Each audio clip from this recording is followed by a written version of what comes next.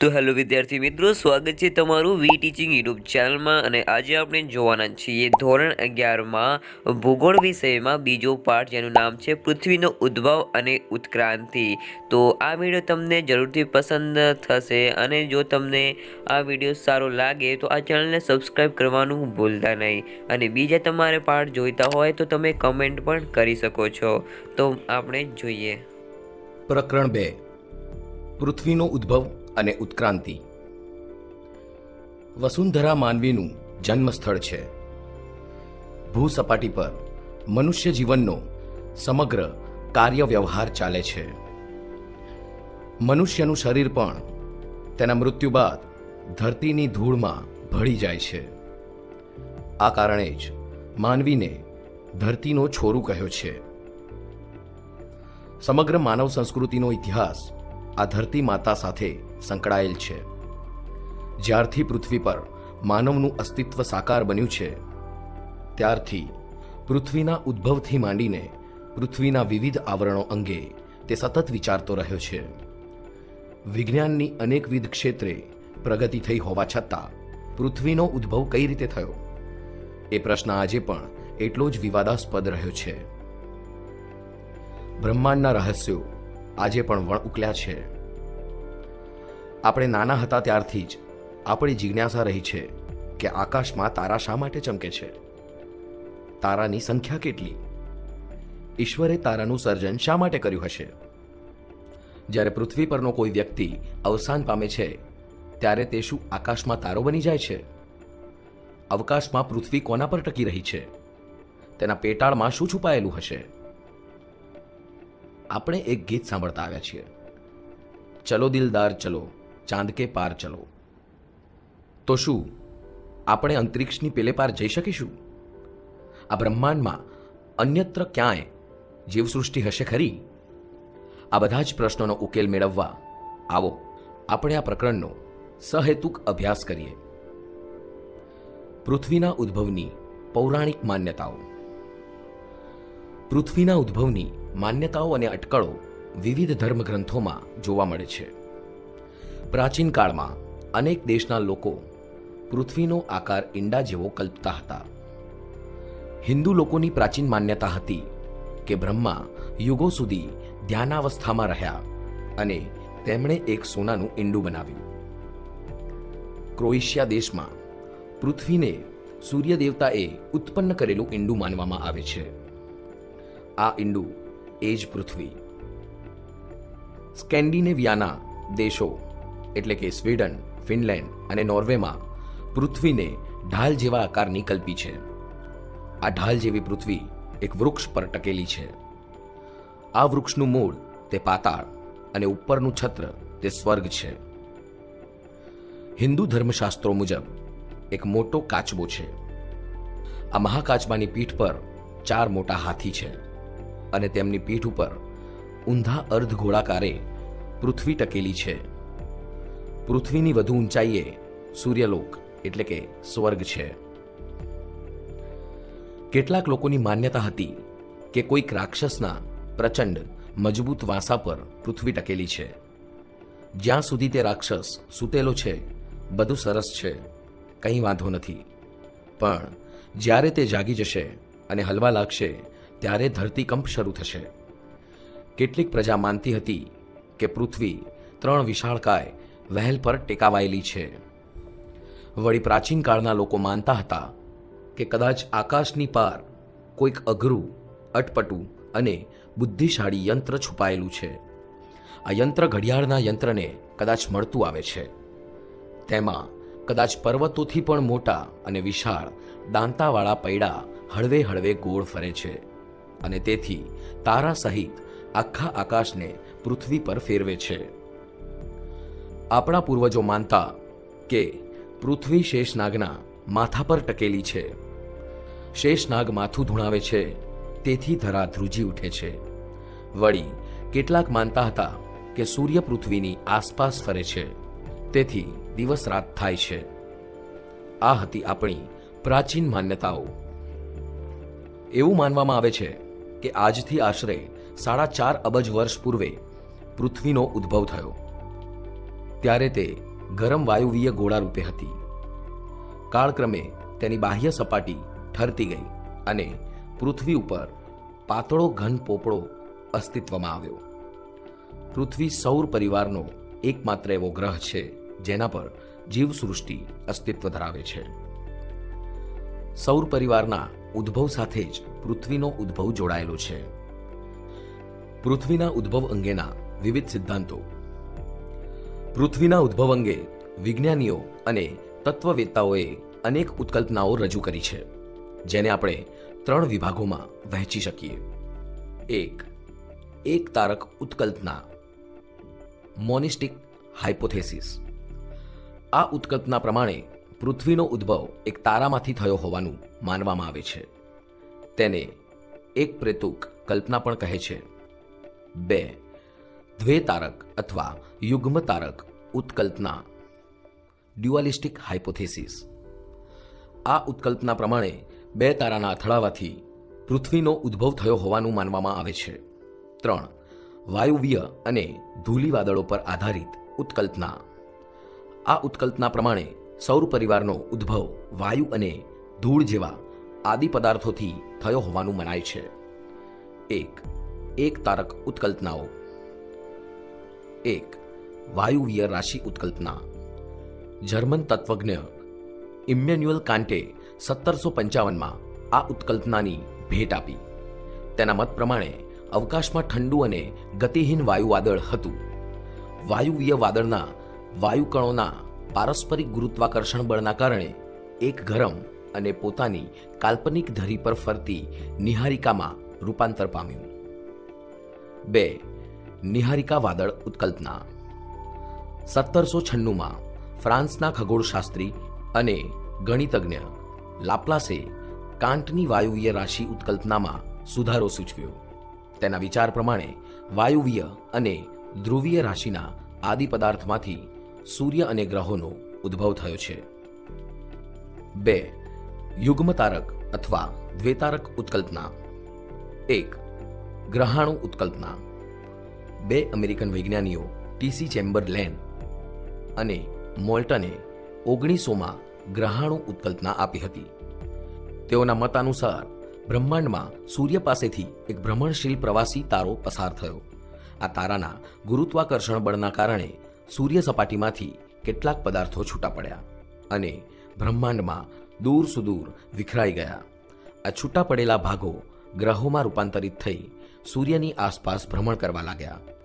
આ ઉત્કલ્પનાને sir James jeans અને પછીથી સર હેરોલ્ડ જેફરીએ સમર્થન આપ્યું. 3 વાયુવીય અને ધૂલી વાદળો પર આધારિત ઉત્કલ્પના. 1 આંતરતારાકીય ધૂલી વાદળ ઉત્કલ્પના. રશિયન વિચારક ઓટો શિમડે સૌર પરિવાર ઉદ્ભવના સંદર્ભમાં આંતરતારાકીય ધૂલી વાદળની ઉત્કલ્પના એટલે કે ઇન્ટરસ્ટેલર ડસ્ટ હાઇપોથિસિસ રજૂ કરી.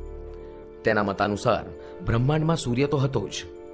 લગભગ 600 કરોડ વર્ષ પહેલા ગ્રહોનું નિર્માણ કરનાર પદાર્થ પરમાણુ સ્વરૂપે હતા. સમયાંતરે આ પરમાણુઓમાંથી વાયુઓ, હાઇડ્રોજન અને હિલિયમ અને ધૂલી વાદળોની ઉત્પત્તિ થઈ. સૂર્યની આકર્ષણ શક્તિના કારણે તારાના મધ્યમાં રહેલા ધૂલીકણો અને વાયુવીય વાદળો પરસ્પર પોતાની તરફ આકર્ષિત થયા. ધૂલી અને વાયુવીય વાદળો એક ચપટી તાસકના રૂપમાં સૂર્યની ચારે તરફ પરિક્રમા કરવા લાગ્યા. પછીથી ધૂલી અને વાયુવીય વાદળોમાંથી ગ્રહોની ઉત્પત્તિ થઈ છે. 2 નિહારિકીય વાદળ ઉત્કલ્પના. નેબ્યુલર cloud hypothesis. German વિચારક Karl von વાઇજાસ્કર ના મત અનુસાર વાયુવીય અને ધૂલી રાશિ વાદળમાં સૂર્યનો પ્રવેશ થયો. સૂર્યના આકર્ષણ બળના કારણે વાયુવીય અને ધૂલી વાદળોનો કેટલોક ભાગ સૂર્યનું પરિક્રમણ કરવા લાગ્યો અને કેટલોક ભાગ અંતરિક્ષમાં ફંગોળાઈ ગયો.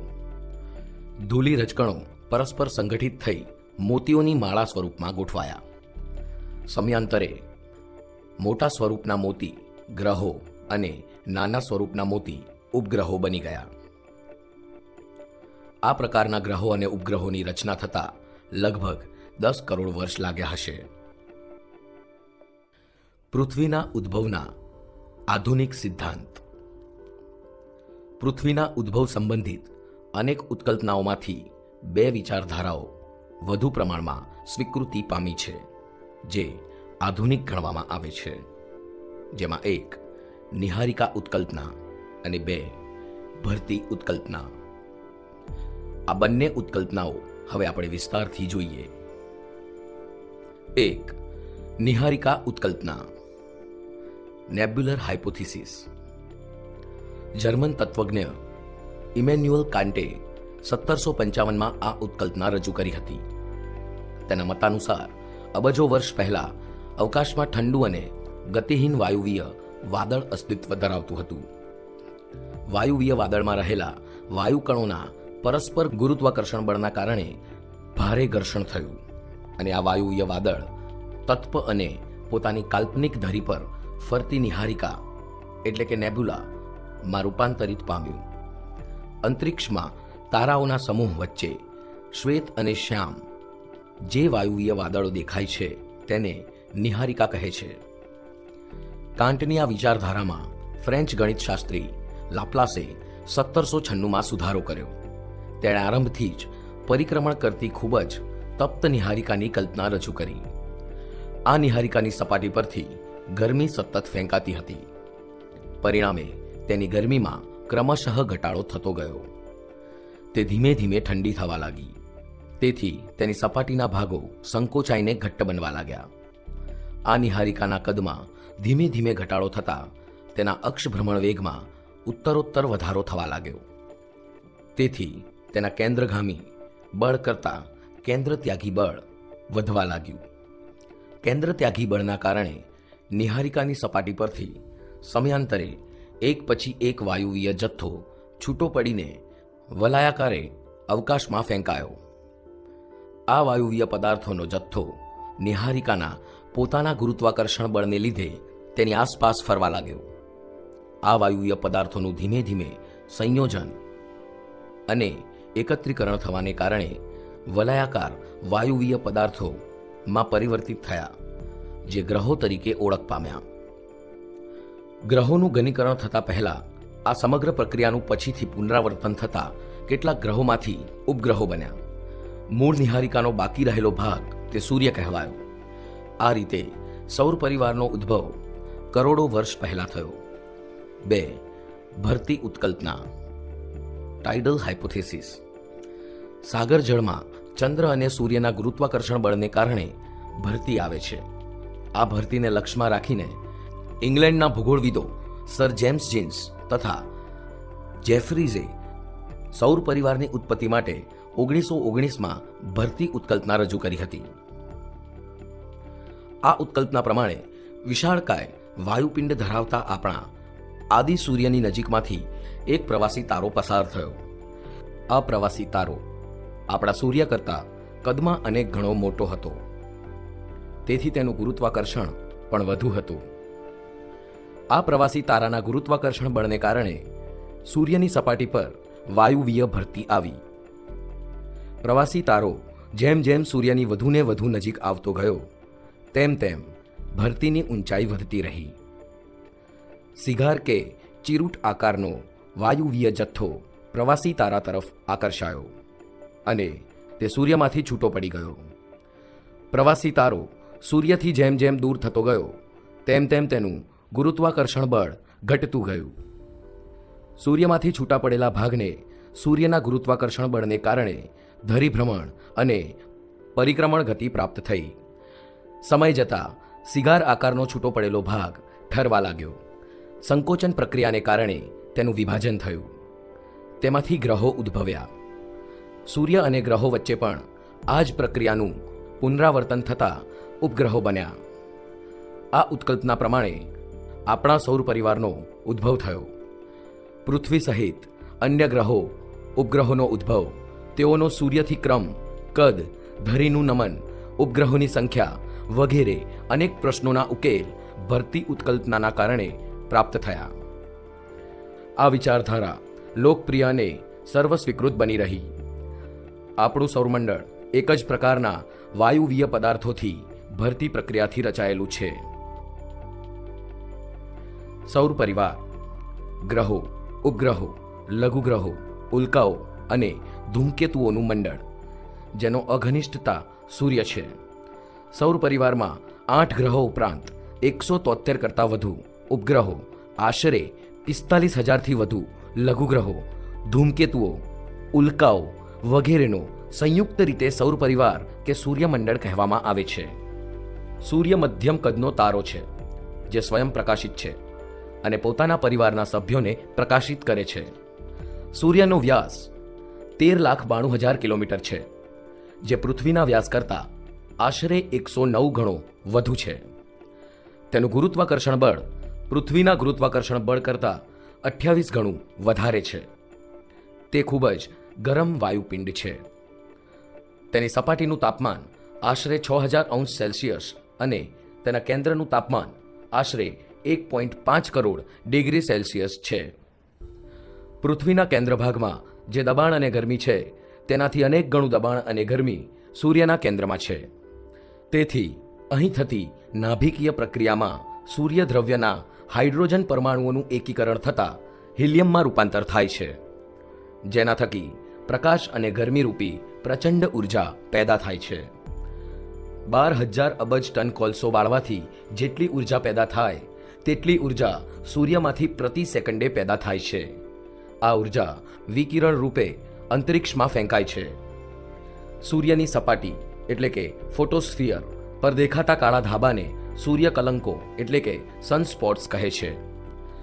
સૂર્ય કલંકો સૂર્ય સપાટી પર આવેલી ફાટખીણો છે, જેમાં થઈને સૂર્યની આંતરિક ગરમી બહાર આવે છે. જ્યારે સૂર્ય કલંકોની સંખ્યા વધુ હોય ત્યારે આપણે વધુ ગરમીનો અનુભવ કરીએ છીએ. સૂર્યની ફરતે 400 કિલોમીટર સુધીના તેજોમય આવરણને ફોટોસ્ફિયર કહે છે. હાલમાં સૂર્ય તેની પૂર્ણ વિકસિત અવસ્થામાં છે. એવું અનુમાન છે કે સૂર્ય બીજા લગભગ 5 અબજ વર્ષો પછી નષ્ટ થશે. સૂર્ય આપણો મુખ્ય ઉર્જા સ્ત્રોત છે. સૂર્ય પૃથ્વીને જરૂરી ઉર્જા પૂરી પાડે છે. સજીવ સૃષ્ટિના ઉદ્ભવ અને ઉત્ક્રાંતિ માટે આ ખૂબ જ જરૂરી છે. વિશિષ્ટ આકાર અને દેખાવવાળા તથા લંબવૃત્તીય કક્ષામાં સૂર્યની આસપાસ ફરતા આકાશી પદાર્થોને ધૂમકેતુઓ એટલે કે કોમેટ્સ કહે છે. પૃથ્વી પરથી જોતા ધૂમકેતુ પ્રકાશિત પુચ્છ ભાગ ધરાવતો હોવાથી તેને પૂંછડિયા તારા તરીકે ઓળખીએ છીએ. હેલીનો ધૂમકેતુ સૌથી વધુ જાણીતો ધૂમકેતુ છે. તે છેલ્લે 1986માં દેખાયો હતો, જે હવે 2062માં પુનઃ દેખાશે. પ્રાચીન કાળમાં ધૂમકેતુ દેખાય તો યુદ્ધ, રોગચાળો, પૂર જેવી વિનાશક દુર્ઘટનાઓ થશે તેવી માન્યતા હતી. પરંતુ તેનું દેખાવવું એક સહજ ખગોળીય ઘટના છે. રાત્રે જોવા મળતા ખરતા તારા કે ઉલ્કાઓ પણ સૌર પરિવારના સભ્યો છે. અંધારી રાત્રે સ્વચ્છ આકાશમાં જોતા ઉત્તરથી દક્ષિણ સુધી ફેલાયેલો લાંબો દૂધિયા રંગનો એક પટ્ટો અવકાશમાં દેખાય છે, જેને આકાશગંગા એટલે કે મિલ્કી વે કહેવાય છે. આકાશગંગામાં ખૂબ જ મોટી સંખ્યામાં તારક સમૂહો આવેલા છે. ગ્રહો. સૂર્યમંડળમાં કુલ 8 ગ્રહો છે. બુધ, શુક્ર, પૃથ્વી અને મંગળ પાર્થિવ ગ્રહો કહેવાય છે. ગુરુ, શનિ, યુરેનસ અને નેપચ્યુન બાહ્ય ગ્રહો કહેવાય છે, જે પૃથ્વી ગ્રહની કક્ષાની બહાર આવેલા છે. પૃથ્વી. માનવીનું નિવાસ સ્થાન પૃથ્વી પણ એક ગ્રહ છે. તેની આસપાસના વાતાવરણ સ્તરની જાડાઈ લગભગ 800થી 1000 કિલોમીટર છે.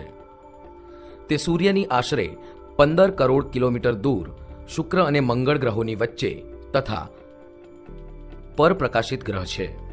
તે નારંગી જેવો ગોળાકાર ધરાવે છે. તેનો ધ્રુવીય વ્યાસ 12,714 કિલોમીટર અને વિષુવવૃત્તીય વ્યાસ 12,756 કિલોમીટર છે. સૂર્યની એક પરિક્રમા પૂર્ણ કરતા તેને 365.25 દિવસ લાગે છે. પોતાની ધરીની આસપાસ પશ્ચિમથી પૂર્વ દિશામાં 23.9 કલાકમાં એક આંટો ફરે છે. તેની ધરી તેની પરિક્રમણ કક્ષા સાથે 66.5 અંશને ખૂણે નમેલી છે. પૃથ્વી પરના વાતાવરણમાં મુખ્યત્વે નાઇટ્રોજન, ઓક્સિજન તથા અલ્પ માત્રામાં કાર્બન ડાયોક્સાઇડ, હાઇડ્રોજન, ઓઝોન વગેરે વાયુઓ આવેલા છે. પૃથ્વી પરનું વાતાવરણ આપણને ઉલ્કાઓ સામે રક્ષણ આપે છે. ઓઝોન વાયુનું સ્તર સૂર્યમાંથી આવતા અલ્ટ્રાવાયોલેટ વિકિરણોનું શોષણ કરીને સજીવ સૃષ્ટિને જાળવી રાખે છે. પૃથ્વીનો એકમાત્ર કુદરતી ઉપગ્રહ ચંદ્ર છે, જ્યાં સજીવ સૃષ્ટિનું અસ્તિત્વ નથી. તેનો વ્યાસ આશરે 3475 કિલોમીટર છે અને તે પૃથ્વીથી 3,85,000 કિલોમીટર અંતરે આવેલો છે. ચંદ્ર પોતાની ધરીની ઉપર તથા પૃથ્વીની આસપાસ ફરે છે. તેનો ધરીભ્રમણ અને પરિક્રમણ સમય 29.5 દિવસ છે. 20 જુલાઈ 1969માં નીલ આર્મસ્ટ્રોંગ પ્રથમ ચંદ્રયાત્રી બન્યા હતા. તેના ખડકો મુખ્યત્વે આગ્નેય પ્રકારના છે. ચંદ્રનું ગુરુત્વ બળ પૃથ્વીના ગુરુત્વ બળ કરતાં આશરે 6 ભાગનું છે. તેથી ત્યાં દરેક વસ્તુ વજનમાં હલકી લાગે છે. તેના પર મૃત જ્વાળામુખીઓ આવેલા છે. બિગ બેંગ અને તેના વિવિધ તબક્કા. 20મી સદીના વૈજ્ઞાનિકોએ પૃથ્વી તથા અન્ય ગ્રહો ઉપરાંત સમગ્ર બ્રહ્માંડના ઉદ્ભવ સંબંધિત સમસ્યાઓને ઉકેલવાના પ્રયત્ન કર્યા. વર્તમાનમાં બ્રહ્માંડના ઉદ્ભવ સંબંધે બિગ બેંગ સિદ્ધાંત વધુ આધુનિક ગણવામાં આવે છે. આ સિદ્ધાંતને વિસ્તરણ પામતા બ્રહ્માંડની વિચારધારા કહે છે. આ એક વિસ્તરણવાદી સિદ્ધાંત છે. બેલ્જિયન વિદ્વાન જ્યોર્જ લિમિત્રેએ જાહેર કર્યું કે બ્રહ્માંડનો વિસ્તાર થઈ રહ્યો છે. સમયાંતરે આકાશગંગાઓ અવિરતપણે એકબીજાથી દૂર ખસી રહી છે. બિગ બેંગના સિદ્ધાંત અનુસાર બ્રહ્માંડના વિસ્તરણ સંદર્ભે વિવિધ તબક્કા નીચે જણાવેલી અવસ્થાઓમાં થઈ રહ્યા છે.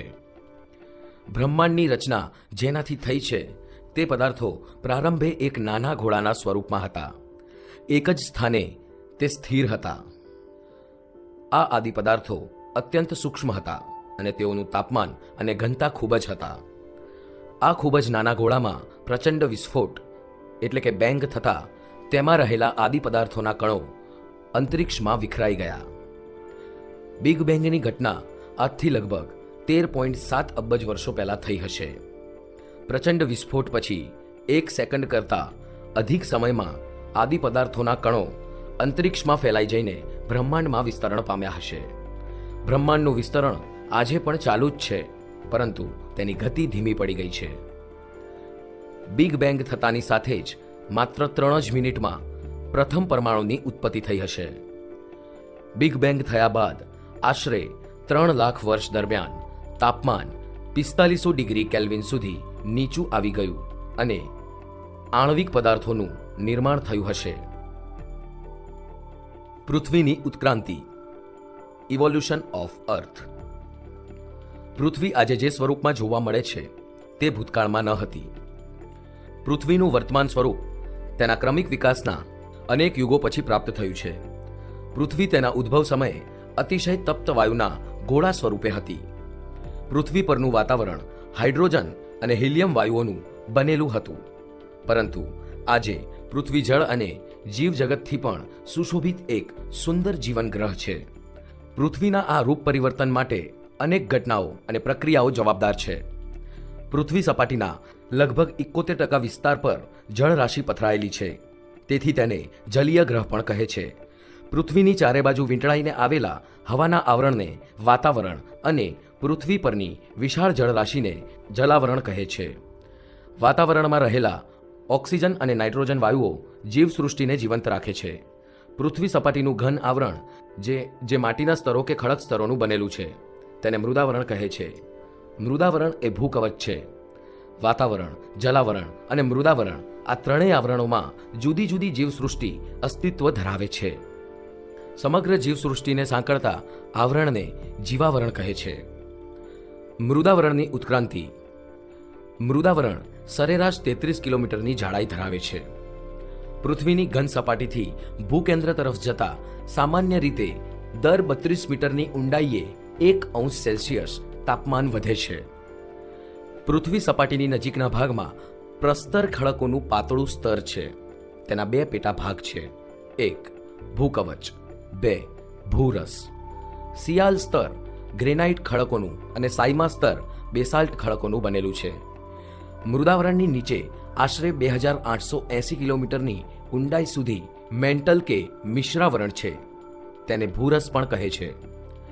મિશ્રાવરણથી પૃથ્વીના કેન્દ્ર સુધીનો વિસ્તાર ભૂગર્ભ કહેવાય છે. તેને કેન્દ્રીય ધાતુપિંડ પણ કહે છે. તેનો વ્યાસ 6020 કિલોમીટર છે. આ સ્તરમાં નિકલ અને લોખંડના ખનિજ દ્રવ્યો મુખ્ય હોવાથી તેને નીફે કહે છે. પૃથ્વીનું ગુરુત્વાકર્ષણ કે ચુંબકીય બળ આ ધાતુપિંડને આભારી છે. ભૂગર્ભમાં થતી ભૂસંચાલન પ્રક્રિયા અને આંતરક્રિયાના પરિણામે ખંડો, મહાસાગરો, પર્વતો, ઉચ્ચ પ્રદેશો, ફાટખીણો, કિનારાના મેદાનો વગેરે ભૂમિ સ્વરૂપો રચાયા છે. વાતાવરણ અને જલાવરણનો ઉદ્ભવ અને ઉત્ક્રાંતિ. પ્રથમ અવસ્થા. પૃથ્વી પરના પ્રારંભિક વાતાવરણમાં હાઇડ્રોજન અને હિલિયમ વાયુઓ વિશેષ પ્રમાણમાં હતા. સૂર્યના સૌર પવનોને કારણે પૃથ્વી પરના અદિકાલીન વાયુઓ દૂર થઈ ગયા. વાતાવરણની ઉત્ક્રાંતિની આ પ્રથમ અવસ્થા હતી. દ્વિતીય અવસ્થા. પૃથ્વી સમયાંતરે ઠંડી પડવા લાગી. પરિણામે તેની અંદરથી વાયુઓ અને પાણીની વરાળ બહાર નીકળવા લાગ્યા. આ પ્રક્રિયાને વાયુ ઉત્સર્જન કહે છે. આ અવસ્થા દરમિયાન વાતાવરણમાં પાણીની વરાળ, નાઇટ્રોજન, કાર્બન ડાયોક્સાઇડ, મિથેન અને એમોનિયા વાયુઓનું પ્રમાણ વિશેષ હતું. જ્વાળામુખીઓના પ્રસ્ફોટનના કારણે વાતાવરણમાં પાણીની વરાળ અને અન્ય વાયુઓનું પ્રમાણ વધતું જ રહ્યું. તૃતીય અવસ્થા. આ અવસ્થામાં પૃથ્વી ઠંડા પડવાના કારણે વરાળનું ઘનીભવન શક્ય બન્યું, જેથી વૃષ્ટિ થવા લાગી. વાતાવરણમાં રહેલો કાર્બન ડાયોક્સાઇડ વૃષ્ટિજળમાં ભળી જવાના કારણે પૃથ્વી ઉપરનું તાપમાન ઘટવા લાગ્યું અને મુશળધાર વરસાદ થવા લાગ્યો. આ વરસાદનું પાણી પૃથ્વી સપાટી ઉપરના ઊંડા અને વિશાળ ગર્તાઓમાં એકઠું થવાને કારણે સાગરો અને મહાસાગરો રચાયા. પૃથ્વીના ઉદ્ભવ પછી 50 કરોડ વર્ષ બાદ મહાસાગરો રચાયા. તે પછી કરોડો વર્ષ પછી જીવસૃષ્ટિની ઉત્ક્રાંતિનો આરંભ થયો. પ્રકાશ સંશ્લેષણની પ્રક્રિયા આજથી 250 થી 500 કરોડ વર્ષ પહેલા વિકસી. લાંબા સમય સુધી સજીવો ફક્ત મહાસાગરો સુધી સીમિત રહ્યા. પ્રકાશ સંશ્લેષણના કારણે વાતાવરણમાં ઓક્સિજનનું પ્રમાણ વધ્યું. મહાસાગરો ધીમે ધીમે ઓક્સિજનથી સંતૃપ્ત બન્યા. વાતાવરણમાં ઓક્સિજન વાયુની માત્રા 200 કરોડ વર્ષ પહેલા પ્રમાણસર બની. જીવનો ઉદ્ભવ. Origin of life. પૃથ્વી પરનું પ્રારંભિક વાતાવરણ સજીવના ઉદ્ભવ અને વિકાસ માટે પ્રતિકૂળ હતું. તેથી જીવનો ઉદ્ભવ પૃથ્વી ઉદ્ભવના અંતિમ ચરણમાં શક્ય બન્યો. આધુનિક વિજ્ઞાનીઓ જીવના ઉદ્ભવને એક રાસાયણિક પ્રક્રિયા માને છે. સૌથી પહેલા જટિલ જૈવ અણુનો ઉદ્ભવ થયો. આ અણુઓના સમૂહમાંથી જીવનો ઉદ્ભવ થયો. 2 અબજ 50 કરોડથી 57 કરોડ વર્ષ દરમિયાન પૃથ્વી પર મહાસાગરોના પાણીમાં સૌ પ્રથમ અતિ સૂક્ષ્મ જીવસૃષ્ટિનો પ્રારંભ થયો હશે. શરૂઆતના જીવો એક કોષના બનેલા અને અમીબા નામથી ઓળખાયા. આ અતિ સૂક્ષ્માતિ સૂક્ષ્મ જીવો હાડકા વગરના લોચા જેવા હતા. સમયાંતરે કોમળ હાડકાવાળા પ્રાણીઓમાંથી કરોડરજ્જુ અને જડબા વગરના કરચલા જેવા જીવોનો ઉદ્ભવ થયો. વનસ્પતિ સૃષ્ટિના વિકાસને પણ કરોડો વર્ષ લાગ્યા છે. સૌપ્રથમ મહાસાગરમાં લીલ શેવાળ, પછી જમીન પર ઘાસ તથા નાના છોડ અને કાળક્રમે ફૂલવાળા છોડ, વેલા અને વૃક્ષોની ઉત્પત્તિ થઈ છે. ત્યાર પછી કરોડરજ્જુવાળા ડોકુ તથા પૂંછડીવાળા પ્રાણીઓનો વિકાસ થયો. ત્યાર પછી શારીરિક રચનામાં ફેરફાર થતા મહાકાય પક્ષીઓ, મહાકાય ધરાવતા ડાયનાસોર જેવા પ્રાણીઓનો ઉદ્ભવ થયો. જમીન પરનું વાતાવરણ અનુકૂળ બનતા આંચળવાળા પ્રાણીઓ અસ્તિત્વમાં આવ્યા. આ પ્રાણીઓ ઈંડા મૂકવાને બદલે બચ્ચાને જન્મ આપવા લાગ્યા. બચ્ચાના જન્મ પછી તેઓ તેમની સંભાળ લેતા હતા. આશરે 4 કરોડ વર્ષ પહેલા વાનરોની ઉત્પત્તિ થઈ. કાળક્રમે ચિમ્પાન્જી, ગોરિલ્લા અને બબૂન પ્રકારના વિકસિત મગજવાળા પ્રાણીઓની ઉત્પત્તિ થઈ. વિકસિત વાનરોના લક્ષણો માનવને મળતા આવતા હોવાથી વિદ્વાનોએ તેમને અર્ધમાનવ કે કપીમાનવ તરીકે ઓળખાવ્યા.